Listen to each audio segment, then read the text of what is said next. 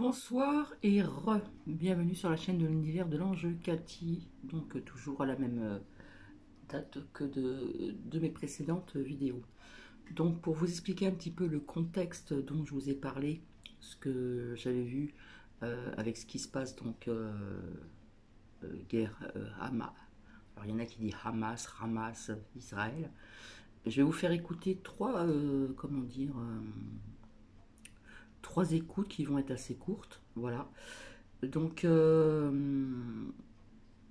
quelque part, il se rejette un petit peu la balle. Et puis, on va vous parler aussi donc de la venue donc du bidon, voilà. Et j'aime bien apporter des preuves aussi. C'est surtout ceci, euh, des preuves vis-à-vis de ce que je vous ai dit il y a un petit bout de temps, euh, ce qui se passe là-bas et les répercussions aux alentours. Donc des mouvements dans les rues, donc je vous souhaite bonne écoute, hein. Voilà, donc ça va être trois courtes parties différentes. Pourquoi cette colère contre les États-Unis? Euh, c'est finalement, somme toute, quelque chose d'assez traditionnel dans le monde arabe, enfin, dans pratiquement toute la région. Israël est considéré un tout petit peu comme le protégé, le favori des États-Unis. Et donc, au moment où la colère aujourd'hui se dirige vers Gaza, il est évident que les États-Unis sont aussi pris à partie. D'autant plus que tout cela coïncide avec la venue en Israël ce soir ou aujourd'hui, comme vous le disiez, de Joe Biden, et des propos qui peut-être quelque part ont jeté un peu d'huile sur le feu dans disons, dans la reconnaissance de la thèse israélienne sur ce qui s'est passé hier.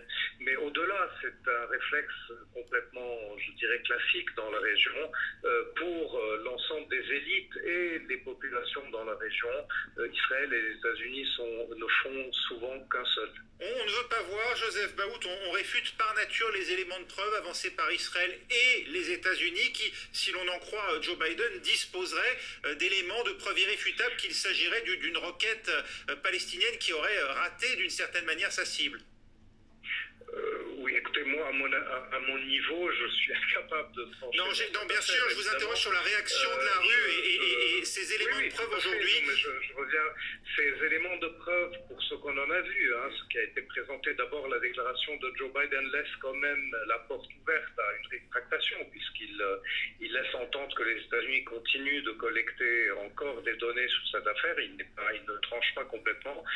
Quant aux données israéliennes, pour ce que j'en ai vu, et encore une fois, je ne suis pas dans l'aspect technique des choses. Franchement, pour le moins qu'on puisse dire, c'est qu'elles sont entre le ridicule et le fantasme. Un enregistrement sonore qui aurait pu être fabriqué par n'importe qui en plus est très peu crédible au niveau du contenu. Des questions qui ont oscillé entre des thèses différentes entre les premiers instants de la frappe et ce matin même, des questions de cratères et de balistique. On oscille entre un missile qui a raté sa cible avec de l'explosif qui était stocké sur place. Sans rentrer dans le détail, on ne saura peut-être jamais qui a fait ça. En politique, considérons que pour les Israéliens, c'est une action de leurs adversaires et pour l'opinion arabe, c'est une action israélienne. À partir de là, on peut partir dans l'analyse parce que le reste... Voilà. On voit les représentations américaines visées. L'université américaine de Beyrouth où vous enseignez, elle est relativement épargnée. Pour quelle raison? Non, c'est un cas particulier. J'ai eu d'autres de vos collègues ce matin qui m'ont posé une question. L'université américaine de Beyrouth n'est pas l'ambassade américaine, loin s'en faut. C'est une université privée qui existe depuis 150 ans à Beyrouth et qui, depuis les années 50, est quand même le berceau d'un fort courant nationaliste arabe. Il y a une présence palestinienne très forte, que ce soit au niveau des étudiants, au niveau des enseignants. Donc, d'ailleurs, je peux vous dire à titre indicatif que l'association des étudiants palestiniens organise demain et dans les jours qui suivent une série de manifestations, de sit-in et de colloques sur la question de Gaza. Donc ce n'est pas l'université qui est prise pour cible, mais c'est l'ambassade américaine et les symboles de la présence occidentale, y compris la présence française aussi, puisque l'ambassade de France a été prise à partie. Pour l'instant, je crois que tout ça, c'est encore dans le... Je ne peux pas je ne vais pas être péjoratif, mais dans le folklore habituel, un peu ce que vous avez montré sur votre écran. En ce moment même, maintenant, au moment où l'on parle, l'ambassade américaine, un peu sur les contreforts de Beyrouth, est elle aussi, est de nouveau assiégée, tirs lacrymogènes de la part des forces de l'ordre. Bon, tout ça fait partie un tout petit peu je dirais, disons, de la donnée structurelle dans ces pays-là. La vraie question, je pense maintenant, va être de savoir, je reviens un tout petit peu sur le début de votre introduction, sur la visite de Biden et ce qu'on peut en faire, c'est de savoir si vraiment dans les heures et les jours qui viennent, Biden a donné le feu vert au cabinet israélien de lancer une offensive terrestre sur Gaza. Première question. Deuxième question, quelle va être l'ampleur de cette offensive et sa durée? Et troisième question, qui est plus importante pour nous autour d'Israël, c'est de savoir si ce sera considéré comme disons, la provocation dont parle l'Iran depuis quelques jours et qui déclenchera probablement un élargissement du conflit au Hezbollah libanais, d'après vous, et question subsidiaire, l'Arabie Saoudite appelle ses ressortissants à quitter immédiatement le Liban. Pour quelles raisons, d'après vous? D'abord, Il me semble que je vous ai parlé de ces quelques pays, pas tous, hein. Donc à bien réfléchir. Petite précision, les ressortissants saoudiens ne sont plus autorisés à venir au Liban depuis plusieurs années, pour des raisons disons, de froid entre le Hezbollah au Liban et l'Arabie. Le rappel saoudien est une sorte de piqûre de rappel, justement, mais aussi c'est une façon peut-être de tirer le tocsin d'alarme. Je sais aussi, enfin, ce qui est intéressant, c'est que cette déclaration saoudienne est venue suite à un entretien entre les ministres des Affaires étrangères iraniens et saoudiens. Est-ce que les Iraniens ont prévenu les Saoudiens de quelque chose d'imminent qui se préparait au Liban? Je ne sais pas, on le saura dans les heures qui suivent. Mais vous citiez le Hezbollah. Le Hezbollah est bien sûr le candidat principal à l'entrée en guerre en soutien à Hamas, mais il n'y a pas que le Hezbollah. Ce soir, il y a des factions irakiennes, par exemple, qui ont menacé la présence américaine en Irak. Il y a aussi la possibilité que le front syrien au sud s'ouvre contre l'Israël. Donc nous sommes vraiment ce soir on marche sur un fil ce soir. Donc tout ça va dépendre des heures qui suivent et vraiment de savoir ce que vraiment Joe Biden a dit à Netanyahou durant les 3 heures d'entretien qu'ils ont eu en tête. Voilà. Donc, je vous avais parlé Liban, Irak, ça a été dit, et maintenant on parle de l'Égypte et d'Israël. Clair, mais marqué par une victoire de Joe Biden. Les Égyptiens se sont mis d'accord pour ouvrir le couloir humanitaire de manière durable, 100 camions par jour lorsque les défis logistiques auront été réglés. C'est l'objectif affiché par la présidence égyptienne qui a confirmé cette information au milieu de la nuit.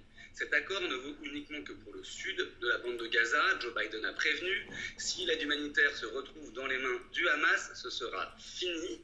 Et donc c'est une pause entre le bras de fer qui dure depuis des jours entre Tel Aviv et le Caire, ce dernier accusant Israël de ne pas vouloir garantir la sécurité de ce convoi humanitaire, tout en rappelant que Tsahal, l'armée israélienne, avait bombardé le poste frontière de Rafah à plusieurs reprises, raison pour lesquelles les Égyptiens n'ouvraient pas la frontière de leur côté. Il y a également la question des ressortissants étrangers, toujours coincés du côté palestinien. Ceux-ci devraient pouvoir sortir du côté de Rafah. Cette guerre met également en lumière les tensions entre les deux pays, alliés objectifs depuis les accords de Camp David en 1978. L'Égypte et Israël sont à un moment charnière. Hier, le président égyptien Abdel Fattah al-Sisi a menacé de faire sortir la rue égyptienne si Israël décidait de transférer, de déplacer les populations gazaouis vers le Sinaï égyptien.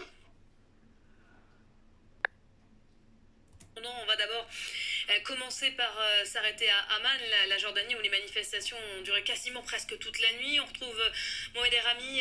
Bonjour Mohamed. Les manifestations qui ont pris hier un nouveau tournant, on l'a vu avec des manifestants qui n'ont pas hésité à tenter de pénétrer à l'intérieur de l'ambassade d'Israël. Quel est le climat qui règne chez vous aujourd'hui ? Bah écoutez, le climat aujourd'hui, il s'est un peu calmé car la manifestation a duré jusqu'à 4 heures du matin.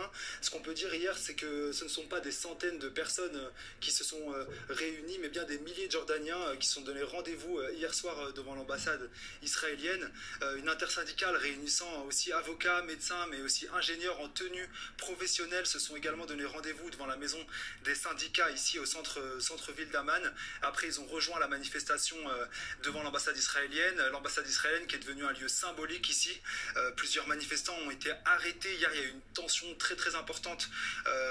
Moi, j'ai dû aller me réfugier sur un toit pour pouvoir travailler en toute tranquillité car il y a eu des coups de matraque, des personnes arrêtées, alors que depuis 10 jours, les manifestations se passaient plutôt bien. L'attaque sur un hôpital à Gaza a fait basculer les manifestations vraiment dans une nouvelle dynamique. Des manifestations qui durent toute la journée, comme vous l'avez bien rappelé, hier jusqu'à 4 heures du matin. Côté gouvernement, ce qu'on peut dire aujourd'hui, c'est qu'il tente tant bien que mal de gérer la crise. Le roi de Jordanie doit rencontrer le président égyptien aujourd'hui au Caire. Il existe aussi un hôpital militaire jordanien à Gaza, inaccessible pour l'instant, mais le gouvernement jordanien s'est dit prêt à y accueillir des blessés de Gaza. Hier, 2 avions militaires également jordaniens ont décollé depuis Amman vers l'Égypte. Les manifestations qui ont duré jusqu'à l'aube n'ont heureusement pas dégénéré plus que ça, mais le sentiment aujourd'hui c'est que la tension elle est retombée, mais jusqu'à quand? On sait que demain c'est vendredi jour non travaillé ici, et d'après mes sources, de nombreuses manifestations vont se tenir. Merci beaucoup Mohamed. Du Liban, ce qu'il se passe, on nous signale de nouveaux échanges au niveau de la frontière avec Israël. Serge Berberi, bonjour, vous êtes notre correspondant à Beyrouth. On a vu hier les images de ces rassemblements massifs, de cette colère qui s'est aussi exprimée dans la rue. Quel est le climat qui règne chez vous ? Écoutez, aujourd'hui, tous les regards sont braqués vers le sud du Liban, à la frontière, où un calme précaire règne aujourd'hui. Ce matin, Tsahal a bombardé plusieurs zones frontalières. Ce matin, en réponse aux tirs d'un missile et de 2 roquettes par le Hezbollah. Depuis le début des tensions, les échanges de tirs transfrontaliers ont été limités et ciblés sans provoquer d'embrasement, et ce, en dépit des virulentes déclarations dans les médias et des menaces de fortes représailles lancées par les 2 camps. L'éventualité d'une guerre et les tensions à la frontière ont poussé de nombreux gouvernements occidentaux à appeler leurs ressortissants à quitter le Liban dans les plus brefs délais ou à ne pas s'y rendre.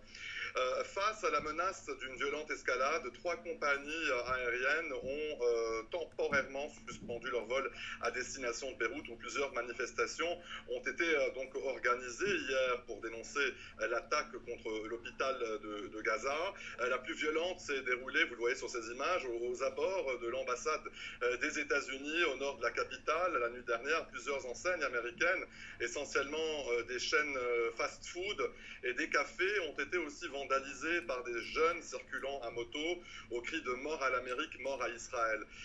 D'autres manifestations sont prévues demain en milieu d'après-midi à l'appel de la branche du Hamas au Liban.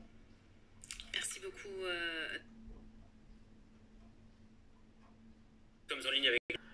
Donc voici, c'est assez compliqué, je pense que vous l'avez compris, c'est assez compliqué ce qui se passe. Et donc, je reviendrai demain matin, parce que je pense que des partages de vidéos, c'est assez pour aujourd'hui, je pense, parce qu'il faut suivre, même si c'est pas très long. Et puis, donc, je reviendrai pour demain pour les prédictions 2024-2025. Et ce que je voulais vous dire aussi, c'est qu'il risque d'avoir donc des émeutes. Voilà. Comme ça c'est dit à l'avance. Voilà. En attendant, on reste clean, on reste dans le positif, etc., etc., comme je le dis souvent. Et donc, je vous souhaite une bonne soirée. Et puis, c'est très compliqué ce qui se passe là-bas. Vraiment, vraiment, vraiment. Il faut vraiment bien suivre. Et je vous souhaite donc une bonne soirée. Allez, bisous.